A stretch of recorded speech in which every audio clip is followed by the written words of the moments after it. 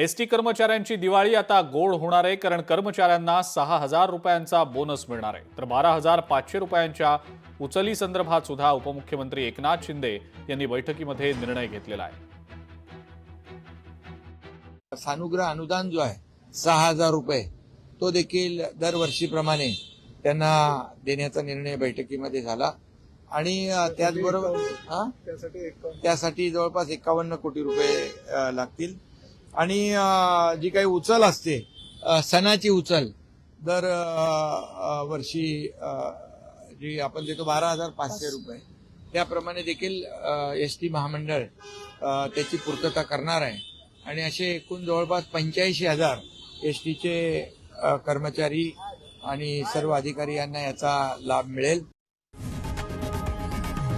लोकशाही मराठी ऐका, पहा, जागरूक रहा.